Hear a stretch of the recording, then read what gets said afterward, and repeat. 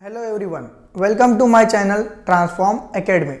Today we are going to start chapter number 2 from secretarial practice, and today we are going to discuss about sources of borrowed capital. So let's start sources of borrowed capital. Borrowed capital के बारे में कुछ बताने से पहला हम लोग कुछ प्रीवियस वीडियोस के बारे में बात करते हैं। हम लोगों ने प्रीवियस वीडियोस में पूरा का पूरा ऑन कैपिटल के बारे में डिस्कस किया है। जैसे कि हम लोगों ने जाना कि शेयर्स क्या होते हैं, शेयर्स के टाइप्स कौन कौन से, equity shares and preference shares, then retain earning मतलब क्या होता है। ये सब वीडियो लेक्चर में जो भी इंफॉर्मेशन मैंने आपको दिया, ये सब इंफॉर्मेशन ऑन कैपिटल से रिलेटेड थी। तो आज से हम लोग स्टार्ट करेंगे बोरोड कैपिटल के बारे में डिस्कस करना। तो बोरोड कैपिटल मीन्स क्या होता है? बोरोड कैपिटल मीन्स होता है कि हम लोग कुछ पैसा किसी से कलेक्ट करेंगे, वो भी उधार के थ्रू या फिर लोन के थ्रू। तो ये पैसा कलेक्ट करने के बाद हम लोगों को उनको कुछ इंटरेस्ट पे करना पड़ता है और एक स्पेसिफिक पीरियड के बाद उनका पैसा उनको रिटर्न देना होता है। तो कंपनी ऑन कैपिटल से पैसा कलेक्ट करती है और फिर बोरोड कैपिटल से क्यों करती है? बिकॉज जॉइंट स्टॉक कंपनी एक ह्यूज लेवल पे काम करती है। तो अपनी बिजनेस की ऑल एक्टिविटीज को पूरा करने के लिए सिर्फ ऑन कैपिटल सफिशिएंट नहीं होता है, इसीलिए उनको सेकंड ऑप्शन के पास जाना होता है, जिसे हम लोग कहते हैं borrowed capital. Borrowed capital issue करने के लिए जो भी राइट्स एंड पावर्स की रिक्वायरमेंट होती है, वो राइट्स एंड पावर कंपनी के बोर्ड ऑफ डायरेक्टर के पास होती है। Borrowed capital public as well as private company भी इशू कर सकती है। तो उससे रिलेटेड जो भी रिक्वायरमेंट होगी, जैसे कि प्राइवेट कंपनी को अगर बोरोड कैपिटल इशू करना है तो उसको सर्टिफिकेट ऑफ इनकॉर्पोरेशन की रिक्वायरमेंट होती है, और पब्लिक कंपनी को अगर बोरोड कैपिटल इशू करना है तो उनको कमेंसमेंट ऑफ बिजनेस सर्टिफिकेट की रिक्वायरमेंट होती है। ये दो सर्टिफिकेट मिलने के बाद ही प्राइवेट और पब्लिक कंपनी बोरोड कैपिटल को इशू कर सकती है। बोरोड कैपिटल कंपनी की short term, medium term and long term requirement को फुलफिल करता है। It is better to company को लेटेस्ट स्टेज पे ही बोरोड कैपिटल इशू करना चाहिए, जिसके थ्रू वो अपनी कंपनी को एक्सपांड कर सके, डाइवर्सिफाई कर सके, और एडिशनल कैपिटल कलेक्ट करने के लिए बोरोड कैपिटल के कुछ सोर्सेस होते हैं। तो कौन कौन से सोर्सेस होते हैं?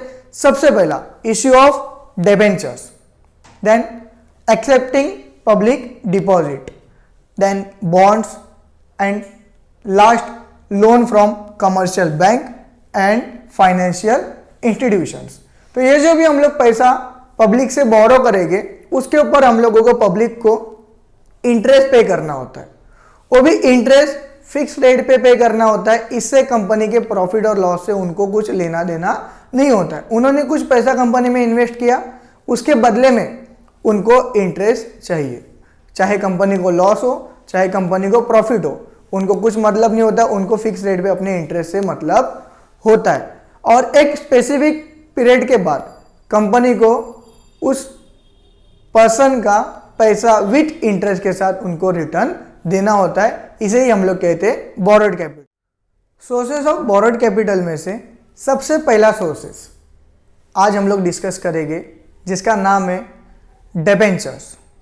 डिबेंचर्स ये सबसे इंपॉर्टेंट सोर्स है बोरोड कैपिटल से पैसा कलेक्ट करने का।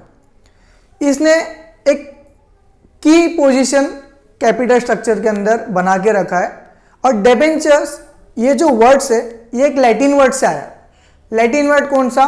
तो लैटिन वर्ड से डिबेर, और उसका मतलब होता है ऑ। ऑ means collect something to someone. Okay, understand? तो लेट्स हम लोग आगे डिस्कस करते डेफिनेशन ऑफ डिबेंचर्स। डेफिनेशन में जैसे कि आप लोगों को बोर्ड पे दिखी होगी, a debenture is a document given by a company as evidence of debt to the holder, usually arising out of loan and most commonly secured by charge. According to this definition, debentures एक instrument है जो बताता है कि हम लोगों ने किसी से पैसा लोन के थ्रू कलेक्ट किया है, मीन्स एक एविडेंस है। और उस एविडेंस को हम लोग कहते हैं डिबेंचर सर्टिफिकेट, और उस डिबेंचर सर्टिफिकेट के ऊपर कंपनी का कॉमन सील लगा हुआ रहता है। कॉमन सील मतलब क्या, तो कंपनी का स्टैम्प एंड जो कंपनी की अथॉरिटी होगी उन लोगों की सिग्नेचर करते हैं। Features of debentures, features of debentures में हम लोग सबसे पहला पॉइंट डिस्कस करेंगे प्रॉमिस। प्रॉमिस मीन्स क्या होता है, मतलब जब भी डिबेंचर्स से कंपनी पैसा बोरो करती है तो कंपनी उन्हें प्रॉमिस करती है कि आपने जो भी फंड हमें दिया है वो फंड एक स्पेसिफिक पीरियड के बाद आपको विद इंटरेस्ट के साथ हम लोग रिटर्न करेंगे, और वो प्रॉमिस के थ्रू एक एविडेंस उन लोग उनको प्रोवाइड करते हैं जिसे हम लोग बोलते हैं debenture certificate. Next point, face value. जो डिबेंचर्स की फेस वैल्यू होती है ये नॉर्मली हायर होती है, 100 और मल्टीपल्स ऑफ 100 हो सकती है। Next point, time of repayment. जब भी कंपनी डिबेंचर इश्यू करती है तो उसे एक ड्यू डेट दी जाती है। एक पर्टिकुलर पीरियड के बाद कंपनी को उनका पैसा उनको रिपे करना होता है, इसे हम लोग बोलते हैं time of repayment. Then next point हमारा है प्रायोरिटी ऑफ रीपेमेंट। प्रायोरिटी का मतलब होता है सबसे पहले, जब भी कैपिटल रिपे करने की बारी आएगी कंपनी के ऊपर तो सबसे पहला जो भी पैसा रिपे करने का जो ऑप्शन होगा वो डिबेंचर होल्डर्स को दिया जाएगा। Next point, assurance of repayment. Assurance का मतलब होता है गारंटी। कंपनी डिबेंचर होल्डर्स को गारंटी देती है कि हम लोग आपका पैसा विद इन पीरियड के अंदर विथ इंटरेस्ट के साथ आपको पे करेंगे। और नेक्स्ट पॉइंट, इंटरेस्ट। तो कंपनी जब भी डिबेंचर्स इश्यू करती है तो डिबेंचर होल्डर्स को उसके बदले में इंटरेस्ट मिलता है, और वो जो भी इंटरेस्ट उनको पे किया जाता है वो होता है फिक्स रेट पे। हम लोग जितनी भी सोर्सेस ऑफ बोरोड कैपिटल के बारे में हम लोग पढ़ेंगे उन सब में हम लोग जिनसे पैसा कलेक्ट कर रहे हैं उनको हम लोग इंटरेस्ट पे करेंगे, और वो भी इंटरेस्ट हम लोग फिक्स रेट के ऊपर पे करेंगे। Next, parties of debenture. Parties of debentures के 3 सब पॉइंट्स है। सबसे पहला कंपनी। कंपनी मतलब ऐसी कंपनी जो पैसा बोरो करती होगी, मतलब किसी से लोन लेती होगी या फिर उधार के थ्रू पैसा कलेक्ट करती होगी, उसे हम लोग बोलेंगे कंपनी। सेकेंड पॉइंट आता है ट्रस्टी। ट्रस्टी क्या होता है, अगर कंपनी को 500 लोगों से ज्यादा को डिबेंचर इश्यू करना है तो कंपनी को ट्रस्टी को अपॉइंट करना होता है। तो ट्रस्टी के साथ जो भी टर्म्स एंड कंडीशंस अप्लाई होती है उसे हम लोग ट्रस्ट डीड बोलते हैं। एंड थर्ड आता है डिबेंचर होल्डर। जो भी कंपनी को लोन के थ्रू पैसा प्रोवाइड करता है उसे हम लोग बोलेंगे डिबेंचर होल्डर। हमारा next point, authority to issue debentures. किसके पास अथॉरिटी होती है डिबेंचर इशू करने की, तो जैसे कि मैंने बोरोड कैपिटल के मीनिंग में ही आपको समझाया था कि जो भी डिबेंचर से रिलेटेड डिसीजन लेने की पावर है वो सिर्फ किसके पास है, तो कंपनी के बोर्ड ऑफ डायरेक्टर के पास होती है। तो यहां पे भी अथॉरिटी टू इशू डिबेंचर्स किसके पास है, बोर्ड ऑफ डायरेक्टर के पास है। Next point, status of debenture holder. जो डिबेंचर होल्डर होता है वो कंपनी का क्रेडिटर होता है, जिसने कंपनी को लोन दिया होता है और एक सर्टेन पीरियड के बाद उसका पैसा उसको देना होता है। तो कंपनी के ऊपर कर्जा हो जाता है और जिससे हम लोग कर्जा लेते हैं उस पर्सन को हम लोग क्या बोलते हैं, creditor of the company. And next point, no voting rights. Debenture holder company का ऑनर नहीं होता है, इसीलिए उसको कोई वोटिंग राइट्स नहीं होती। वो कंपनी का क्रेडिटर होने की वजह से उसको कंपनी में किसी भी डिसीजन के अंदर वोटिंग देने का राइट्स नहीं होता। और हमारा नेक्स्ट पॉइंट, सिक्योरिटी।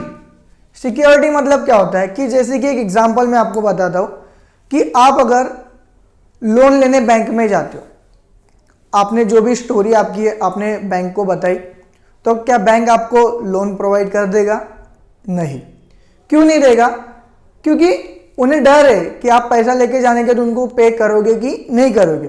तो डर को मिटाने के लिए वो आपको बोलते हैं कि एक सिक्योरिटी क्या करो, आप हमारे पास गिरवी रखो। आप अपना असेट, कोई भी बाइक, कार या आपका घर, गोल्ड, कुछ भी हमारे पास गिरवी रखो, ताकि आप अगर हमारा पैसा देने में फेल होते हो तो हम लोग आपका असेट सेल आउट कर कर वो पैसा रिकवर कर लेंगे। उसी तरह डिबेंचर होल्डर भी तो कंपनी को लोन प्रोवाइड करता है, तो उसे भी कोई असेट गिरवी रखने का चांस मिलना चाहिए, इसीलिए कंपनी उनको सिक्योरिटी के थ्रू एक असेट चार्ज करके देती है। नेक्स्ट पॉइंट आता है इश्यूअर्स।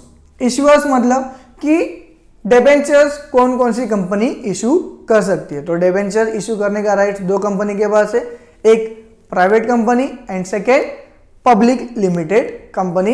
ये दोनों कंपनी डिबेंचर्स को इशू कर सकती है। नेक्स्ट पॉइंट आता है लिस्टिंग। लिस्टिंग का मतलब होता है रजिस्ट्रेशन। कंपनी को अगर डिबेंचर इशू करना है तो कम से कम एक स्टॉक एक्सचेंज के अंदर अपने आप को उन लोगों ने रजिस्टर्ड किया हुआ रहना चाहिए। एंड लास्ट पॉइंट हमारा आता है ट्रांसफरेबिलिटी। ट्रांसफरेबिलिटी मतलब क्या होता है कि डिबेंचर्स को हम लोग one person to another person transfer कर सकते हैं। आई होप आपको जो भी मैंने फीचर्स समझाया वो समझ में आए होंगे। अगर नहीं आते कोई बात नहीं, आप लोग नीचे दिए गए नंबर पर मुझे कॉल कर सकते हो। मैं आपके जो भी डाउट्स है वो क्लियर कर दूंगा, या फिर कमेंट में आप अपना डाउट पूछ सकते हो, मैं वहाँ पे भी आपको आपका डाउट सॉल्व करके दे दूंगा।